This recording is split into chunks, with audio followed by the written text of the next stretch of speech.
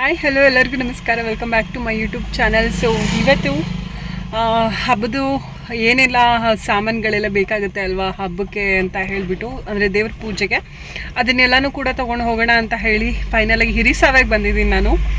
So ಇವಾಗ ತೊಗೊಂಡು ಬರೋದಕ್ಕೆ ಹೋಗಬೇಕು. ಇನ್ನೂ ಆಲ್ರೆಡಿ ಟೌನಲ್ಲಿ ಇದ್ದೀನಿ. ಸೊ ಮನೆಯವರು ATMಗೆ ಹೋಗಿದ್ದಾರೆ, ಅಲ್ಲಿಂದ ಬರ್ತಿದ್ದ ಹಾಗೇ. ಸೊ ಸಿಂಪಲಾಗಿ ಶಾಪಿಂಗ್ದು ವಿಡಿಯೋ ಮಾಡ್ಕೊತೀನಿ. ಅಲ್ಲೆಲ್ಲ ಫುಲ್ಲು ನಾನು ಮೊಬೈಲ್ ಇಟ್ಕೊಂಡೆ ಕೂತ್ಕೊಂಡ್ರೆ ಆಮೇಲೆ ಏನೇನೆಲ್ಲ ಚೀಟಿ ಬರೆದು ಇಟ್ಕೊಂಡಿದ್ದೀನಿ ಏನೇನೆಲ್ಲ ತೊಗೋಬೇಕು ಅಂತ. ಆದರೂ ಕೂಡ ಒಂದೊಂದು ಸರಿ ಕನ್ಫ್ಯೂಷನ್ಸ್ ಸ್ಟಾರ್ಟ್ ಆಗಿಬಿಡುತ್ತೆ. ಮರೆತು ಬಿಟ್ಟರೆ ಆಮೇಲೆ ಮನೆಯವ್ರು ಮತ್ತೆ ಬರೋದಕ್ಕಾಗಲ್ಲ, ಅವರಿಗೆ ಮೊದಲೇ ಹುಷಾರಿಲ್ಲ ಅಲ್ವಾ. ಸೊ ಹಾಗಾಗಿ ಆದಷ್ಟು ಸ್ವಲ್ಪ ವಿಡಿಯೋ ಮಾಡ್ಕೊತೀನಿ. ಆಮೇಲೆ ಮನೆಗೆ ಹೋದ್ಮೇಲೆ ಏನೇನೆಲ್ಲ ತೊಗೊಂಡೆ ಅಂತ ಹೇಳಿ ನಿಮಗೂ ಶೇರ್ ಮಾಡ್ತೀನಿ.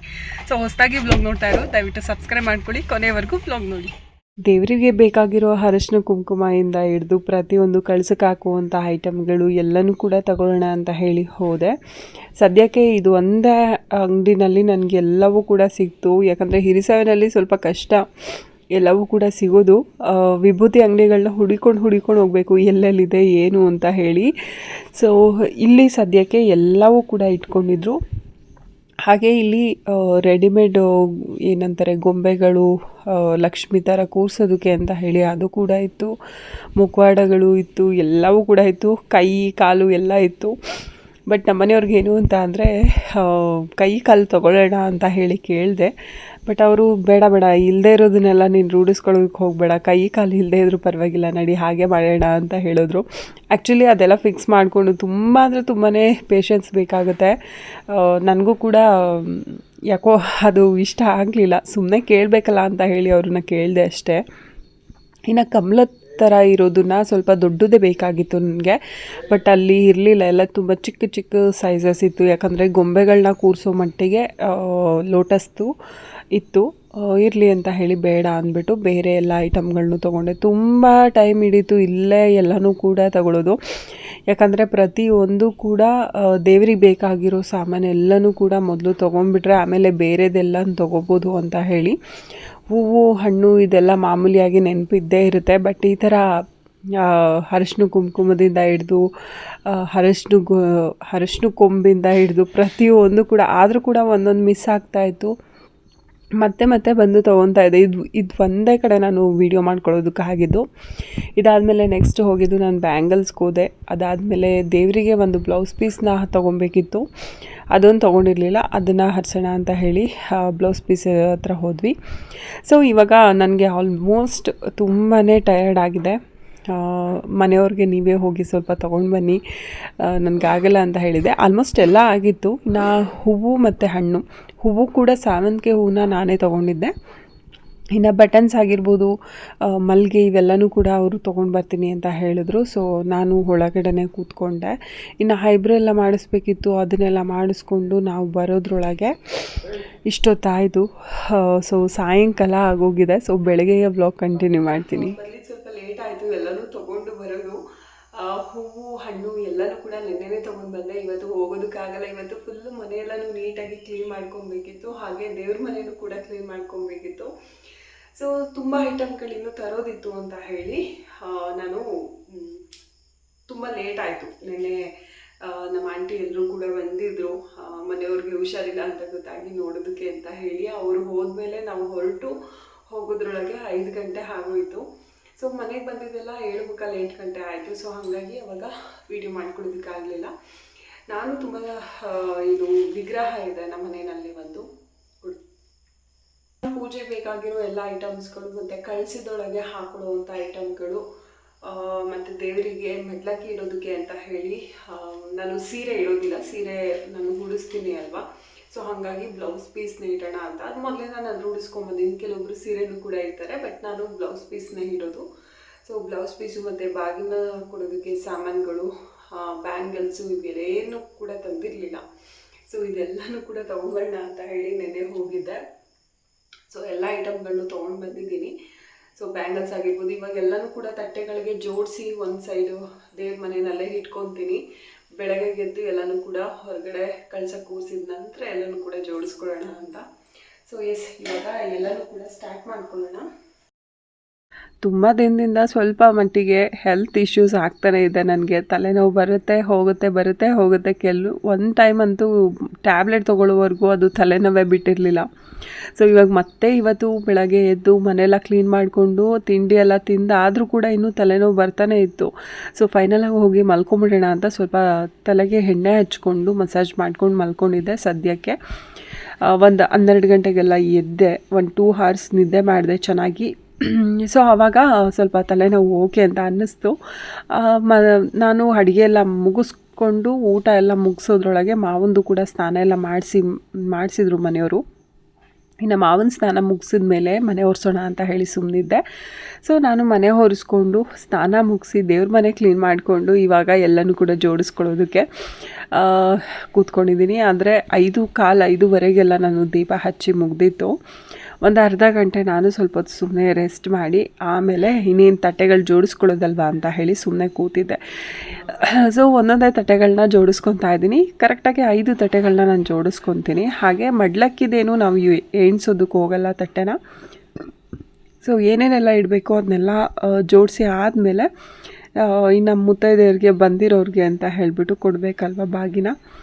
ಸೊ ಅವ್ರಿಗೆ ಅಂತ ಹೇಳಿ ಈ ಥರ ಬ್ಯಾಗ್ಸ್ಗಳನ್ನ ತರಿಸಿದ್ದೀನಿ. ನಿಮಗೆ ಅದು ಯಾವುದೂ ಕೂಡ ನಾನು ಶೇರ್ ಮಾಡ್ಕೊಳ್ಳೇ ಇಲ್ಲ. ಲೇಟಾಗಿ ಮಾಡೋಣ ಅಂತ ಹೇಳಿ ಎಲ್ಲ ಸುಮ್ಮನಿದ್ದೆ. ಅದು ನೋಡಿದ್ರೆ ಹಬ್ಬದ ಟೈಮಲ್ಲಿ ನಿಜ ಹೇಳಬೇಕು ಅಂದರೆ ಯಾವಾಗ ತರ್ತೀವಿ ಆವಾಗಲೇ ಶೇರ್ ಮಾಡ್ಕೊಂಬಿಡ್ಬೇಕೆಲ್ಲನೂ. ಇಲ್ಲ ಅಂತಂದರೆ ಯಾವುದನ್ನು ಕೂಡ ಶೇರ್ ಮಾಡ್ಕೊಳ್ಳೋದಕ್ಕಾಗಲ್ಲ. ಸೊ ಆ ಕಾರಣಕ್ಕೆ ಇವತ್ತು ಕೂಡ ಹಾಗೆ ಆಯಿತು. ಎಲ್ಲರಿಗೂ ಕೂಡ ಒಂದೇ ಥರ ಗೋಲ್ಡ್ ಕಲರ್ದು ಬ್ಲೌಸ್ ಪೀಸನ್ನು ಹರಿಸಿದ್ದೆ. ನಾನು ಹಾಸನ್ಗೆ ಹೋದಾಗಲೇ ಅದನ್ನೆಲ್ಲ ತೊಗೊಂಡು ಬಂದಿದ್ದೆ. ಅದಾದಮೇಲೆ ಈ ಥರ ಬ್ಯಾಗ್ಸ್ಗಳು ನಾನು ಅಮೆಝಾನಿಂದ ಬುಕ್ ಮಾಡಿದ್ದೆ. ಇದು ಕಾಗದದ್ದು ಬ್ಯಾಗ್ಸು. ತುಂಬಾ ಕ್ವಾಲಿಟಿ ತುಂಬಾ ಚೆನ್ನಾಗಿತ್ತು ಮತ್ತು ತುಂಬ ಉದ್ದ ಇತ್ತು. ನಾನು ಇಡೋದು ಸ್ವಲ್ಪ ಐಟಮ್ಸ್ಗೆ ತುಂಬ ಉದ್ದ ಅಂತ ಅನ್ನಿಸ್ತು. ಅಂದರೆ ಕೆಲವೊಬ್ಬರು ರಿಟರ್ನ್ ಗಿಫ್ಟ್ಸ್ ಅಂತ ಪರ್ಸ್ಗಳು ಕೊಡೋದು ಅದು ಇದು ಕೊಡೋದು ಅಂತ ಎಲ್ಲ ಮಾಡ್ತಾರಲ್ವ, ಅಂಥವ್ರಿಗೆ ಇದು ದೊಡ್ಡ ಬ್ಯಾಗ್ ಸರಿ ಹೋಗುತ್ತೆ.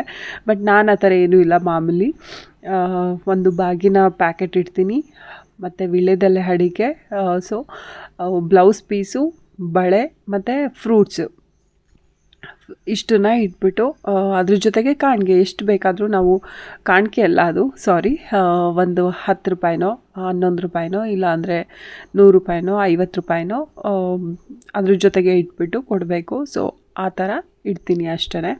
ಸೊ ಅದನ್ನೇ ಇವಾಗೆಲ್ಲನೂ ಕೂಡ ಹಾಕಿ ರೆಡಿ ಮಾಡಿ ಇಟ್ಕೊತಾ ಇದ್ದೀನಿ.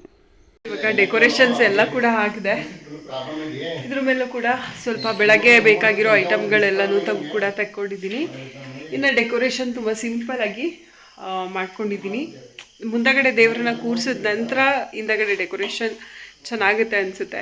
ತುಂಬ ಹೈ ಲೆವೆಲಲ್ಲಿ ಏನೂ ಮಾಡಿಲ್ಲ, ನಾನು ನೋಡ್ತಾ ಇರ್ಬೋದು. ಸೊ ಸಿಂಪಲ್ಲಾಗಿ ಮಾಡ್ಕೊಂಡಿದ್ದೀನಿ. ನಾನು ಇವಾಗಲೇ ತೋರಿಸ್ಬಿಡ್ತೀನಿ. ಅಪ್ಪ ತಂದುಕೊಟ್ಟಿದ್ದು ಈ ವರ್ಷ. ಸೊ ನಾನು ಅನ್ಕೊತಾ ಇದ್ದೆ ಕಳಸ ತಗೋಬೇಕು ಅಂತ ಹೇಳಿ. ಸೊ ಈ ರೀತಿ ಇದೆ ಕಳಸ.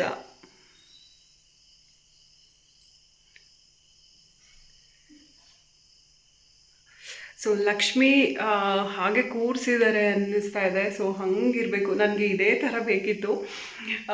ಇದೇ 316 ಗ್ರಾಮ್ ಇದೆ ಇದು. ಸೊ 300 ಗ್ರಾಮ್ ಇದೆ. ಇದನ್ನೇ ಇನ್ನೊಂದು ಅರ್ಧ kg ಕೂಡ ಇತ್ತು. ಅದು ಸ್ವಲ್ಪ ಕೊಡೋದು ಟೈಪ್ ಇತ್ತಂತೆ. ಬಟ್ ಸಾಕು, ಸಿಂಪಲ್ಲಾಗಿ ದೇವರಿಗೆಲ್ಲ ಕೂರಿಸೋದಕ್ಕೆ ಇದೆ ಸಾಕು ಅಂತ ಹೇಳಿದೆ. ತುಂಬಾ ಚೆನ್ನಾಗಿದೆ ಮತ್ತು ತುಂಬಾ ಹೆವಿನೂ ಕೂಡ ಇದೆ. ಸೊ ಇವಾಗ ತಟ್ಟೆನೂ ಕೂಡ ತೋರಿಸ್ಬಿಡ್ತೀನಿ. ಇದು ಬಂದು ನಾವು ತೊಗೊಂಡಿದ್ದು, ನೀವು ನೋಡಿದ್ರಿ ಅಲ್ವಾ. ಸೊ ತಟ್ಟೆ ತೊಗೊಳೋದಕ್ಕೆ ಅಂತ ಹೇಳಿ ಹೋಗಿದ್ದು. ಸೊ ಇದು ಕೂಡ ಡಿಸೈನ್ದೇ ಬೇಕಿತ್ತು. ಯಾಕಂದರೆ ಕಳಸಕ್ಕೂ ಕಳಸ ತುಂಬ ಡಿಸೈನಾಗಿ ಫುಲ್ಲು ಡಿಸೈನ್ ಇರೋದ್ರಿಂದ ಕಳಸ ಪ್ಲೇಟು ಕೂಡ ಡಿಸೈನ್ ಆಗಿದ್ರೆ ಚೆನ್ನಾಗಿರುತ್ತೆ. ಹಾಗೆ ಎಲಿಫೆಂಟ್ ಕೂಡ ಈ ರೀತಿ ಬಂದಿದೆ. ಸೊ ಇನ್ನೊಂದು ಥರನೂ ಕೂಡ ನೋಡಿದ್ವಿ, ಅದರಲ್ಲಿ ಎಲಿಫೆಂಟ್ ಇರಲಿಲ್ಲ. ಸೊ ಇದು ಎಲಿಫೆಂಟ್ ಇದೆ ಮತ್ತು ನೀಟಾಗಿ ಕೂತ್ಕೊಳ್ಳುತ್ತೆ ಅಂತ ಹೇಳಿಬಿಟ್ಟು ಸೊ ಈ ರೀತಿ ತೊಗೊಂಡಿದ್ದೀನಿ. ಓಕೆ. ಸೊ ಕಳಸ ಸ್ವಲ್ಪ ಹೆವಿ ಇರೋದ್ರಿಂದ, ಹಾಗೆ ಡಿಸೈನ್ ಪ್ಲೇಟ್ಸು ಸ್ವಲ್ಪ ತೆಳು ಇರುತ್ತೆ. ವೆಯ್ಟ್ಲೆಸ್ಸಲ್ಲಿ ತೊಗೊಂಡ್ವಿ, ಅಲ್ಲಾಡ್ತಾ ಇದೆ. ಅದಕ್ಕೆ ಅಕ್ಕಿ ಎಲ್ಲ ತುಂಬಿಬಿಟ್ಟು ಆಮೇಲೆ ಇಟ್ಟರೆ ನೀಟಾಗಿ ಕೂತ್ಕೊಳ್ಳುತ್ತೆ ಕಳಸ. ಸೊ ಇವಾಗ ಅದನ್ನೆಲ್ಲನೂ ಕೂಡ ವಾಶ್ ಮಾಡ್ಕೊಂಡಿದ್ದೀನಿ. ಮತ್ತು ಇನ್ನೊಂದು ಕಾಯಿನ್ ತೊಗೊಂಡೆ, ಲಕ್ಷ್ಮಿ ಕಾಯಿನು ಇದ್ದರೆ ಒಳ್ಳೆಯದು ಮನೆಯಲ್ಲಿ ಅಂತ ಹೇಳ್ತಾರೆ. ಸೊ ಹಾಗಾಗಿ ಅದಕ್ಕೆ ಲಕ್ಷ್ಮಿ ಕಾಯಿನ್ ಇಲ್ಲೆಲ್ಲೋ ಇಟ್ಟಿದ್ದೀನಿ. ಸೊ ಅದು ಆಮೇಲೆ ತೋರಿಸ್ತೀನಿ. ಇವಾಗ ಕಳ್ಸಕ್ಕೆ ಬೇಕಾಗಿರುವಂಥದ್ದು ಮತ್ತು ದೇವರಿಗೆ ಮಂಡಲಕ್ಕಿ. ಇನ್ನು ನಾನು ಬೇಯಿಸಿರೋ ತಿಂಡಿ ಏನೂ ಇಡೋದಿಲ್ಲ, ಈ ಸರಿ ಮಾತ್ರ ಒಬ್ಬಟ್ಟು ಮಾಡಿ ಇಡೋಣ ಅಂತ ಹೇಳ್ಬಿಟ್ಟು. ಸೊ ಮಾಮೂಲಿ ಪಾನಕ, ನಿಂಬೆಹಣ್ಣಿನ ಪಾನಕ ಮತ್ತು ಕೋಸಂಬರಿ, ಅದ್ರ ಜೊತೆಗೆ ಚಿತ್ರಾನ್ನ ಮಾಡ್ತೀನಿ. ನಾನು ನಿಂಬೆ ಹುಳಿಯಿಂದ ಚಿತ್ರಾನ್ನ ಮಾಡ್ತೀನಿ. ಕೊಡೋರಿಗೆ ಈ ಸರಿ ಪುಳಿಯೋಗರೆ ಮಾಡೋಣ ಅಂತ. ಸೊ ಈ ಥರ ಪ್ಲ್ಯಾನ್ ಆಗಿದೆ. ಹಾಗೆ ಸೊ ಇಷ್ಟು ಆಗಿದೆ ಕೆಲಸ, ಇಷ್ಟವರೆಗೂ ಮಾಡಿದೆ. ಸೊ ಟೈಮ್ ಅಲ್ಲೇ ತುಂಬಾ ಟೈಮ್ ಆಗಿದೆ.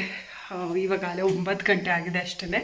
ಸೊ ಇವಾಗ ರೈಸ್ಗೆ ಇಟ್ಟಿದ್ದೀನಿ, ಸ್ವಲ್ಪ ಕಾಫಿ ಕುಡಿಯೋಣ ಅಂತ ಹೇಳಿಬಿಟ್ಟು. ಸಂಜೆಯಿಂದ ಒಂದೇ ಸಮ ಕೆಲಸ ಆಗಿದ್ದರಿಂದ ಆಗಲಿಲ್ಲ. ಸೊ ನೋಡಿದ್ರಿ ಅಲ್ಲ. ಮತ್ತು ಇನ್ನೊಂದು ಈ ಥರ ಒಂದು ಎಲ್ಲರೂ ಕೂಡ ನೀವು ನೋಡಿರ್ತೀರ. ಸೊ ಕಳಸನ ಹಾಗೆ ಕೆಳಗಿಡೋದು ಬೇಡ ಅಂತ ಹೇಳಿ ಈ ಥರ ಒಂದು ಏನಂತಾರೆ ಮಣೆನ ತೊಗೊಂಡು ಬಂದಿದ್ದೀನಿ. ಸ್ಟೂಲ್ ಥರ ಇದೆ. ಸೊ ಅದನ್ನು ತೊಗೊಂಡು ಬಂದು ಇವಾಗ ಸಿಂಪಲಾಗಿ ಈ ಬ್ಯಾಕ್ಗ್ರೌಂಡಲ್ಲಿ ಈ ಥರ ಡೆಕೋರೇಷನ್ ಮಾಡಿದ್ದೀನಿ. ಸೊ ಅದೆಲ್ಲ ಕಂಪ್ಲೀಟಾಗಿ ನಿಮಗೆ ನಾಳೆ ಗೊತ್ತಾಗುತ್ತೆ. ಸೊ ನಾಳೆಗೆ ವ್ಲಾಗ್ನ ಕಂಟಿನ್ಯೂ ಮಾಡ್ತೀನಿ. ಸೊ ಬೇಡ, ಸೊ ನಾಳೆ ವಿಡಿಯೋದಲ್ಲಿ ಹೇಗೆಲ್ಲ ಅರೇಂಜ್ಮೆಂಟ್ ಆಗಿದೆ, ಸೊ ದೇವರಿಗೆ ಸೀರೆ ಉಡ್ಸೋದು, ಹಾಗೆ ಕಳಸ ಕೂಡಿಸೋದು, ಯಾವ ರೀತಿ ಎಲ್ಲ ಮಾಡ್ಕೊತೀನಿ ಅದನ್ನ ನೆಕ್ಸ್ಟ್ ವ್ಲಾಗಲ್ಲಿ ನಿಮ್ಮ ಹತ್ರ ಶೇರ್ ಮಾಡ್ಕೊತೀನಿ. ಸೊ ಲೈಕ್, ಶೇರ್, ಕಮೆಂಟ್ ಮಾಡಿ.